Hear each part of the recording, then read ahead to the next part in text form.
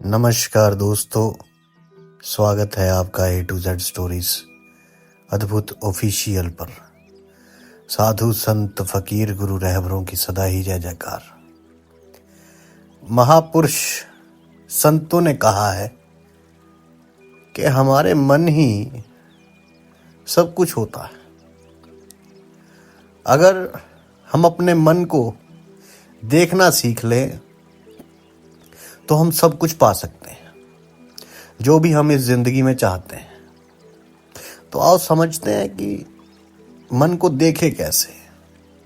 एक बुजुर्ग बाबा जी थे, उनके पास 3 गठड़ियां थी जो अपने पीठ पे उठाकर वो चल रहे थे। उन्होंने जाना था एक शहर से दूसरे शहर, तो थोड़ा आगे चल के गए और थक के बैठ गए। तो फिर उसी रास्ते पर अचानक एक नौजवान लड़का आ रहा था। लड़का भी उसी तरफ जा रहा था जहां वो बुजुर्ग बाबा जी जा रहे थे। तो वो बुजुर्ग जो बाबा जी थे, उन्होंने लड़के को कहा कि बेटा, मेरी मदद करोगे? ये गठड़ियां बहुत भारी हैं, इसलिए मेरी एक गठड़ी उठा के मेरे गांव तक पहुंचा दो। इसके बदले में मैं आपको सोने के 2 सिक्के दे दूंगा। लड़के ने कहा, जी कोई बात ही नहीं बाबा जी, ठीक है, मैं आपकी मदद करने के लिए तैयार हूं।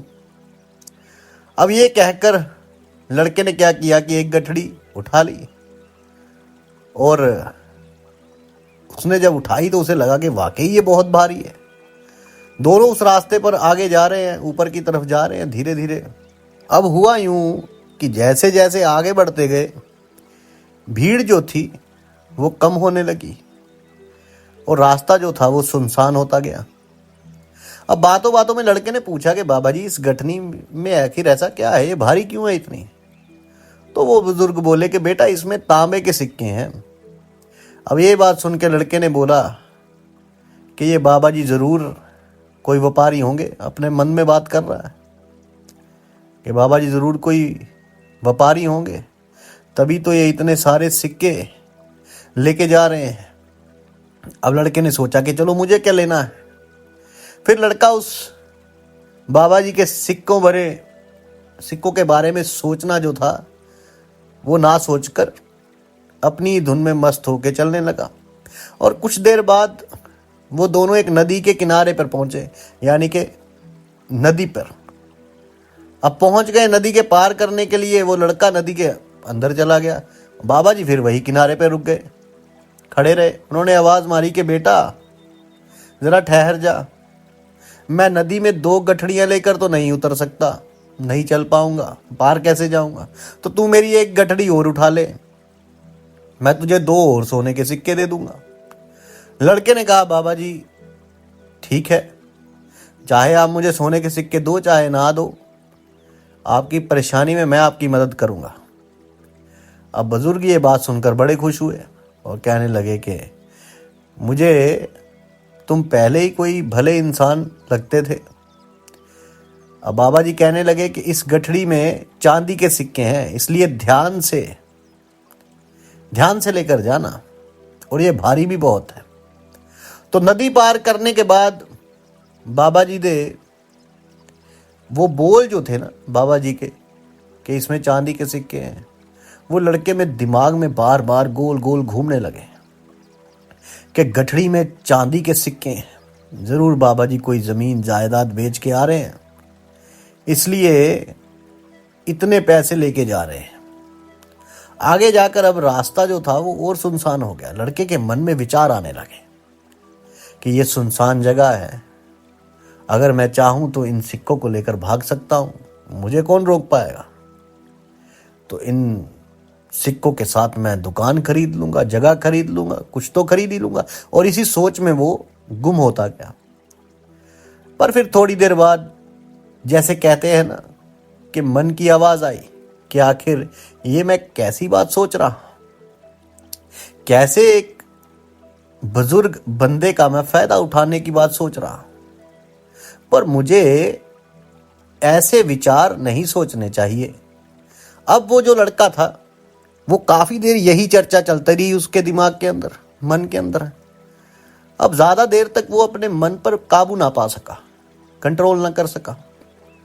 लेकिन बाबा जी के पीछे पीछे चलता रहा। आगे आके पहाड़ी आ गई और भी सुनसान इलाका था।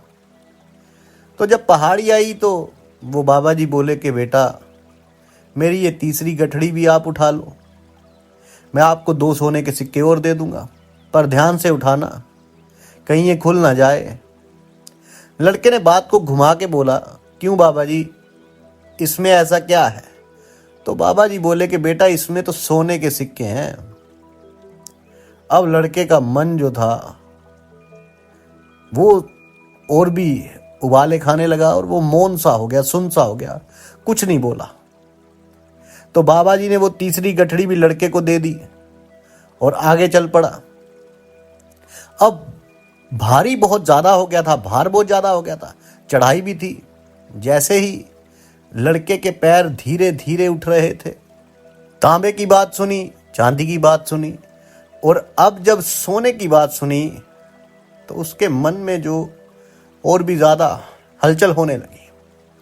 अब वो मन ही मन सोचने लगा कि अगर ये सारे पैसे मुझे मिल जाएं तो मेरी जवानी मौज मस्ती में गुजर जाएगी।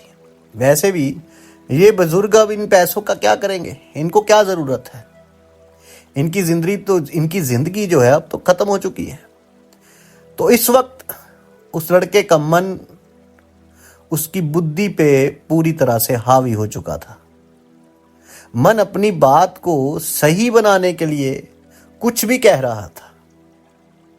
तो लड़के ने अब मन ही मन कहा कि ये बाबा तो चोर ही लगता है, क्योंकि मन कह रहा है, अब उसे सही करना है। मन किसी भी चाल में चलकर आपको गलत चीज को सही ठहराएगा।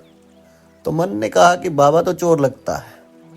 अगर ये कोई व्यापारी होता तो इस तरह पैदल थोड़ी चलता। तो चोर से चोरी करने में क्या नुकसान है? अब ये सोचते सोचते लड़का जो था वो तेजी के साथ चलने लगा।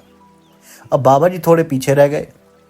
लड़के ने सोचा कि ढलान आते ही अगर मैं इन तीनों गठड़ियों को लेके भाग जाऊं तो मेरी गरीबी तो हो जाएगी खत्म, और ये चोर बाबा कभी भी मुझे पकड़ नहीं सकेगा।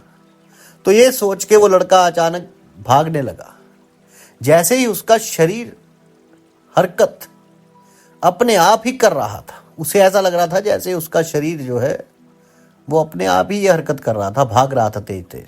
अब काफी देर भागने के बाद लड़का सही सलामत अपने घर पहुंच गया। तो उस लड़के ने बहुत ज्यादा सांस चढ़ी हुई थी, तो घर जाके बैठा। तो उसने वो जो गठड़ियां थी वो खोली, पर ये क्या, लड़के ने देखा कि इनमें से तो सारे लोहे के जंगाल लगे हुए नकली सिक्के थे। ये देख के वो लड़का बड़ा हैरान हुआ और सोचने लगा कि बाबा जी ने उसको झूठ क्यों बोला। फिर उसको सिक्कों के बीच में रखी एक चिट्ठी मिली कि सारा ड्रामा जो था वो राज के राजा ने एक ईमानदार व्यक्ति की जरूरत थी और उसे ढूंढने के लिए ये ड्रामा सारा रचा गया था, ताकि वो उस राज का जो नया खजांची था, जो खजाने की देखभाल करता है, उसे बड़ा अफसर बनाया जाएगा।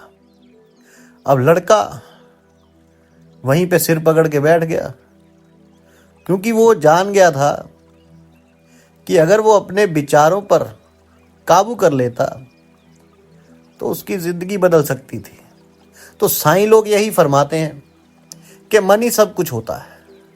अगर आप वही बन जाते हो, आप वही बन जाते हो जो आप सोचते हो।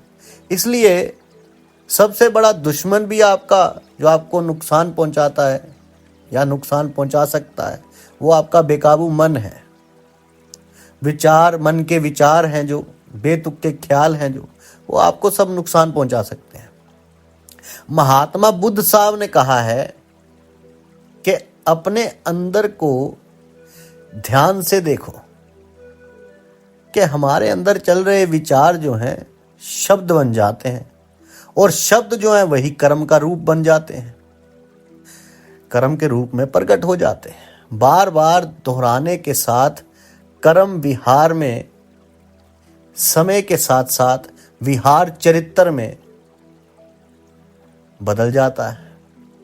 तो चरित्र ही फिर भाग्य में बदल जाता है। इसलिए विचारों पर पूरी सुचेतता, यानी कि अवेयरनेस होनी चाहिए, उसके प्रति अवेयर रहना चाहिए, बहुत ज़रूरी है।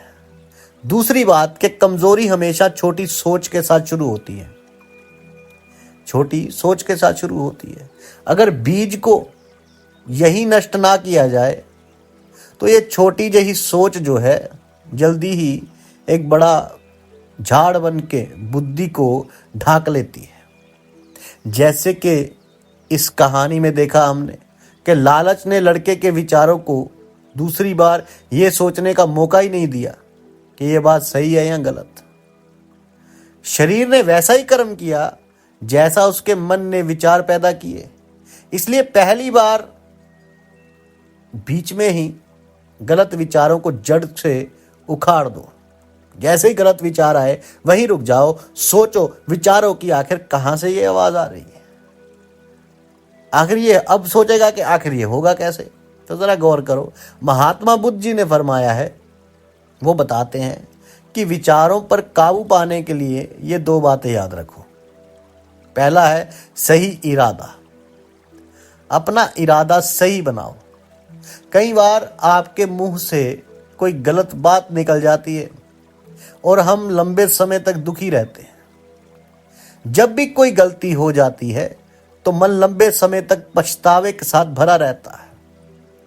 इस भारीपन से दुख से बचने के लिए महात्मा बुद्ध जी ने सही इरादे को महत्वपूर्ण कहा है। जब भी आप कुछ करने जा रहे हो तो अपने आप से पूछो कि इस कर्म के पीछे या ये जो कार्रवाई के पीछे मेरा इरादा क्या है। क्या मैं दूसरों को दुख पहुंचाने जा रहा हूं? क्या मैं दूसरों को नीचा दिखाने जा रहा हूं? कहीं मैं कुछ गलत तो नहीं करने जा रहा? अपने आप को ही पूछो कि मैं अपने आप को बेहतर दिखाने की कोशिश कर रहा हूं। अपने इरादों के प्रति सुचेत रहने के और उनको सकारात्मक इरादों के साथ जोड़ना, आप अपने मन की नकारात्मकता को घटा सकते हो, दुखों दर्दों से बच सकते हो। दूसरी बात, महात्मा बुद्ध साहब ने कहा कि वो हमारे मन को सुचेत करता है, मन को सुचेत करता है और मननशीलता के बिना किसी जजमेंट के जो चल रहा है उसको देखना, आपके मन के अच्छे बुरे विचार, भावना या यादों को बिना प्रतिक्रिया किए बस देखना।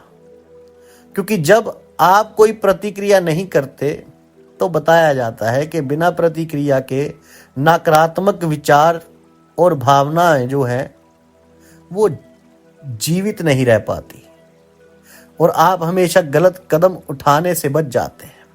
इसलिए महात्मा बुद्ध साहब कहते हैं कि जो अपने आप को देखता है वही सबसे बड़ा तपस्वी, साधु, संत, महात्मा है। तो अपने भीतर की ओर चलो और देखो कि आखिर क्या घटित हो रहा है, कैसे विचार चल रहे हैं।